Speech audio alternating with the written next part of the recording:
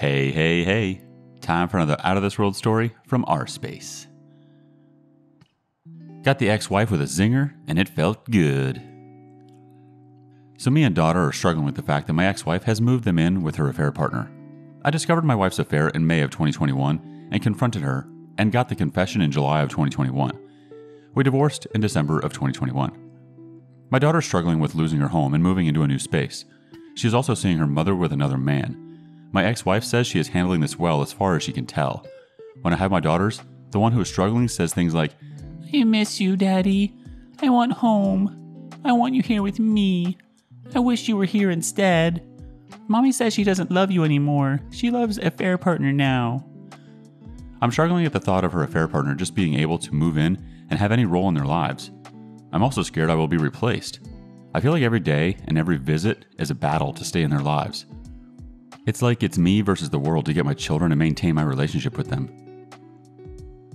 Update. So I'm a 34-year-old man, and my ex-wife had an affair that ended our marriage.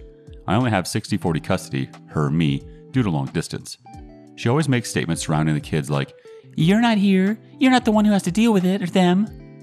She also complains about how stressed out she is. So now I just reply, "Well, just give me primary custody if it's so bad."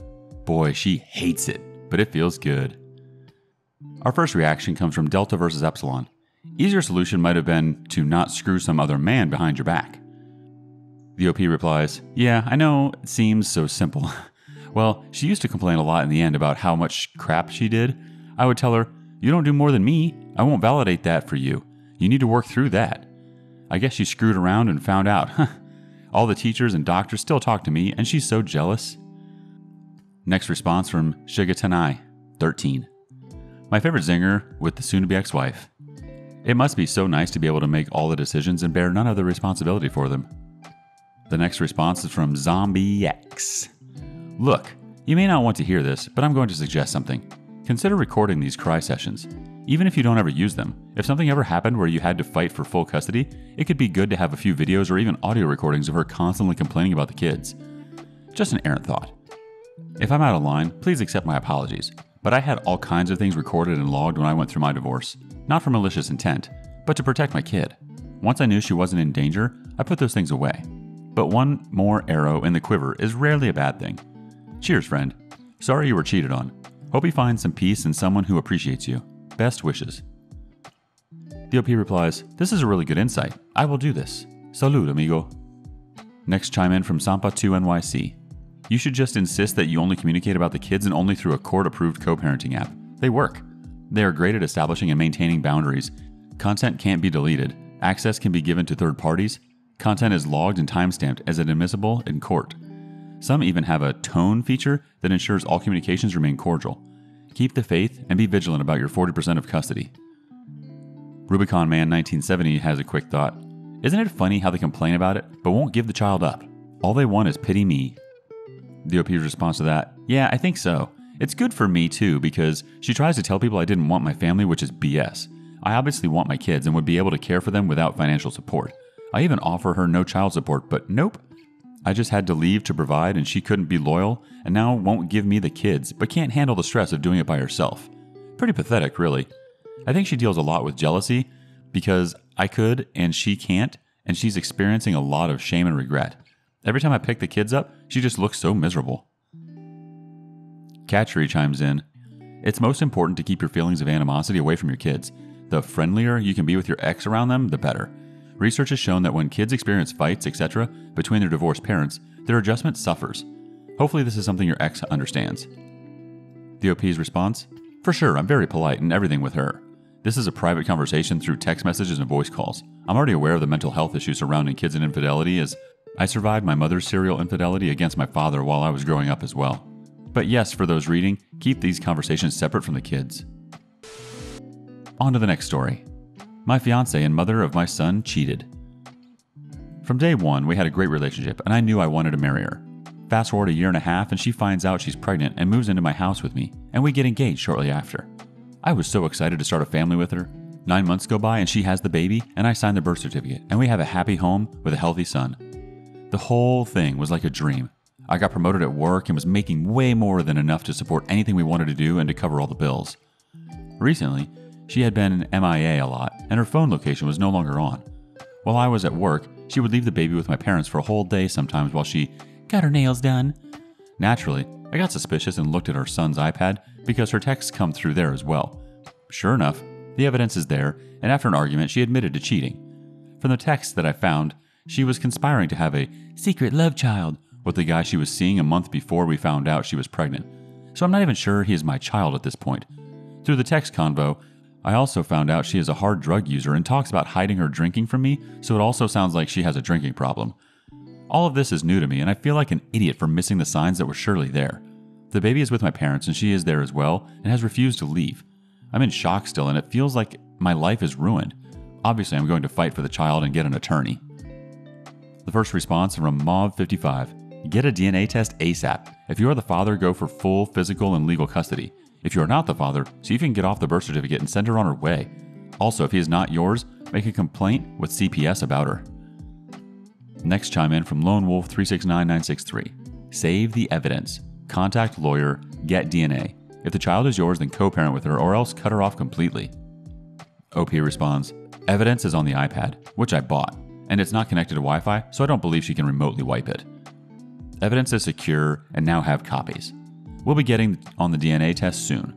I would assume the place to start with that would be an at-home test that I send into the lab.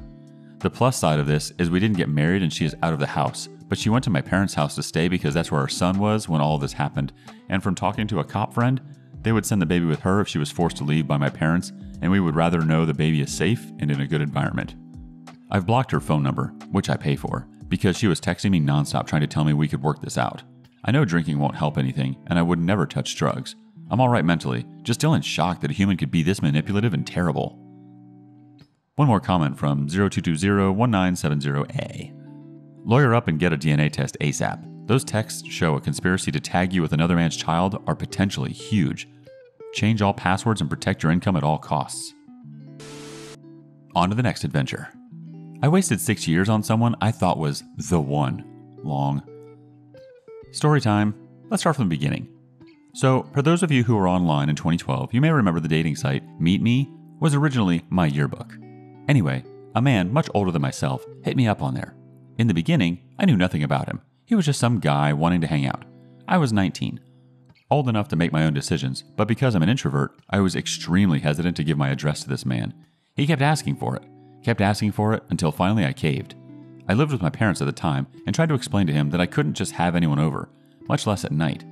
My parents had me on a tight leash, but that's not relevant here. I give him my address, and that same night he convinces me to sneak him into my bedroom window. Mind you, up until this point, I had never done anything like this before in my life, up to that point. Against my better judgment, and because I can't say no, I agree. He comes over, I let him in. While they're in my room, we pretty much just talk, watch a movie, play a game, innocuous things for the most part, all while trying to be quiet because my parents' bedroom is right across the hall from mine. Yes, he did try to have sex with me, and I told him no. Thankfully, he didn't force it, and knew I was terrified of this whole situation of being caught more than anything. So, according to him anyway, we had done this several times through the first half of my senior year of high school. I have bad memory, so the only time I explicitly remember was that first time. Anyway, time passes and I have no clue what he's after. As far as I'm concerned, there was no talk of advancing this into a possible relationship. At least none that was obvious. I moved on with my life, and in the second quarter of my senior year, I meet a guy. We start talking, start dating. After 3 months together, I decide to bring him down for my graduation. Well, the man from before enters my life again. I tell him I'm taken and to leave me alone. Well, he doesn't. He starts going off on this tirade about how the guy I'm with is a criminal, isn't who he says he is, etc. The guy I'm dating at this time is literally my age, trying to go to college, etc. I ask for proof, and lo and behold, I never get any real proof, and I'm expected to just take his word on it because apparently he knew someone at boyfriend's school that knew his history. I resisted further communication and ignored any further attempts at communication from him for about 3 years. Of course, he told some friends about all this, and they began harassing me over email, telling me that I'm throwing away a good man, etc. I chewed them out, ignored them. The man pops up again, trying to talk to me. At this point, being the kind individual I am, I give him a chance to backpedal previous accusations and maybe be friends. This didn't happen. He still wanted a relationship with me. Still wanted me to leave the guy I was dating. Well, after arguing back and forth, I stopped responding. Yes, I still had complicated feelings for this man because of our first encounter. Then, I hear from these friends that he had a bad week, lost a cat, can't remember what else, and that he was mentally breaking and crying over me. Basically, they told me that he was in a mental hospital, and that there was a chance I could get him out. Stopped from being moved to a facility in California. Naturally, my feelings for this man bubbled to the surface. I was scared and didn't want him to suffer this fate. All I had to do was make a statement that I'd watch over him, his mental well-being, etc. This was around the time I was going to start attending university in another town, finally leave the nest. My young, stupid heart decided that this was the best thing I could do for myself. I ended things with my boyfriend and essentially started dating this man. Parents didn't approve, which they didn't from the beginning, as the first fiasco had them learning about him being in my life. I'm an adult, didn't need their approval, etc. Went on my way to college. We start dating. I'm happy, learning more about him, and chalked it up to a good choice. The flirting. Eventually, I find out that he's flirting with other girls on Facebook. When I question him, he usually tells me a story about how they're going through this, that, and the other, and he's just trying to raise their confidence. I tell him there are better ways to raise someone's confidence besides calling them hottie. He admits it, and I think nothing of it. Easily forgive him, etc. Well, that wouldn't be the last time I saw messages. Every time, the same story, and every time, I believe him. I put it out of my mind and eventually stopped trying to see his laptop screen. In 2017, I was sexually assaulted. I won't go into that here, and because I was having trouble recalling everything that happened, he almost broke up with me over it. I was already in a very fragile state, and I hear, "If you love me, you'll come take a drive with me." So we drive, out to the mountains. It's late at night. He's furious, and I'm beside myself with despair. I was waiting with bated breath, whether he was going to stay or leave. A deer was caught on our headlights, and the vehicle came to an abrupt stop. He said, "I'm not leaving you." And I burst into tears of relief as we head back to the house. I start therapy, but never really make any progress. Everything goes back to normal after a few months. After a few years of dealing with opposition to this relationship, singing his praises to my closest friends, I decide I'm going to move in with him about a year before I'm set to graduate. That way, I'm saving money. I was already spending my weekends at his place, so it wouldn't be a huge transition. I'm happy to finally be moving on to a new chapter in my life. Well, on top of the flirtatious messages, I discovered that he's going into an adult chat room. Before he tried to tell me it was a gaming site, I've never seen any messages he sent on there. I went digging. It was definitely an adult chat room. I confront him, telling him that this is not a gaming site, it's a chat room, and I'd like him to stop. So he stops. For a while. He tells me someone wanted him to come back, probably thinking I still bought that it was a gaming site. I'm defeated on this front, deciding that he's going to go on it whether I like it or not, and look past it. Aside from all of this, we really did have a pretty good relationship. I figured it wasn't worth it to throw the relationship away over a stupid internet room. I loved him, and we had talks of marriage. In between all of this, the relationship wasn't perfect. He would get mad at me a lot, yelling at me over small things. Every time I cried, and he would apologize, make it better, etc. I thought this was just a normal dynamic, even though those who I told said otherwise. It continued this way for a while, until we packed up and moved for his job. Before moving, up until that point, the district refused to hire him. He was a substitute for the local high school, and, well, the principal fired him because of a student complained that they were touched inappropriately. According to him, the kid was acting up in class, and he made a loud noise to startle them. Anyway, he gets fired and isn't able to find work for a while. After a while, he was teaching at the alternative high school. The principal there loves him, students like him, etc. The biggest obstacle to further employment was an HR director that he was butting heads with, not believing that he was qualified to do the job, etc., just giving him grief. Eventually, he got hired by a different district, realizing that he'd probably never work in that district again because of the HR director. After a year and telling me he's dramatically improved student test scores, it was remote teaching learning because of COVID and a matter of him driving up every week, leaving me alone at the house. We move in July. Since we weren't able to get a house, we started staying in hotels, continuing the search. School had resumed in person, so he was leaving during the day while I stay in the hotel room and work on my master's degree. I enrolled in a program set to start in the fall. Everything was great, normal, until the end of December. He has text messages open on his phone. While he's showing me a house, I briefly glance over the texts. I read something about lack of pics, while still having my attention on the property listing. Soon after, he leaves the room. My curiosity gets the better of me. His phone screen is still on the messages. I look, scroll up, and read that he's asked for lewd pictures of this woman, asked about mini-me, and that he wants to meet her. I freak out internally and quickly snap a photo before he comes back in the room.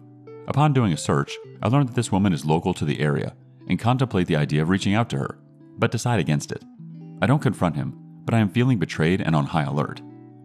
About a week later, he leaves his laptop open while he's off at work. Me being curious, yet again, I look at his web browsers, see more messages, him logged onto Facebook as a fake profile. I start getting weird feelings, but still don't confront him. A few days pass, computer screen open again. I see searches done for different spells, reconciliation, snake eyes, tarot spreads, etc. And then I see a search term. I did not open any of these tabs. That shocks me to my core. I don't want to cite it word for word here, but it's essentially suggestive of CP. At this point, my stomach has literally dropped, and I'm at a complete loss for words, thoughts, actions. Before discovering the CP query, I contact his ex and ask about his past behavior. Sure enough, a lot of the same behavior took place when he was with her, the flirting with girls, etc., normal cheating stuff. She tells me that he lied about his military service. He's told me he was in the Navy, Special Forces, had special clearance, because she grew up in military. She also mentioned how the friends of his from before don't exist. Her family had tried to look them up, no records whatsoever. I asked her about the other things that he's talked about when he would bring her up in conversation to me, and ended up getting a different story. Today, I talked to someone who was a mutual friend and someone for whom he babysat for in the early aughts.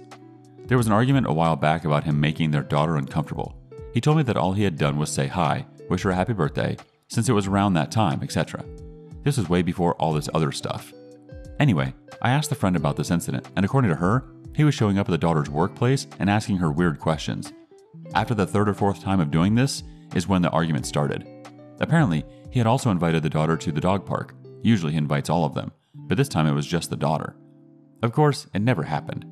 Around this time, we never went into the restaurant where she was working because of wanting to avoid drama, etc. We also weren't going to the dog park, or at least he wasn't going to. This brings me to the present. Heartbroken, miserable, and trying to figure out how, when to get out of the situation. Our relationship was founded on a lie. Who knows what else was a lie that I haven't found it? I'm only sticking around now until one of his sick and dying animals passes, and until there's a house sale, approaching quickly. I know this was an incredibly long post, and I'm sure I left out a lot of details still. Thank you for sticking with me. This is my story of infidelity. Update. So I posted my infidelity story here a few weeks ago, and I'm happy to provide you all with an update. I got a one-way plane ticket out of the state for the next month. I'm finally leaving. Per my original post, I mentioned how I saw texts from a woman that he was asking for pics, wanting to meet up, etc. Well, I found her on Facebook, and I told her what he was doing. Needless to say, she was shocked and started apologizing to me. She said thank you, and she said she would stop talking to him. I know it doesn't seem like much in the grand scheme of things, but it's one less person he can hurt. It felt good exposing him,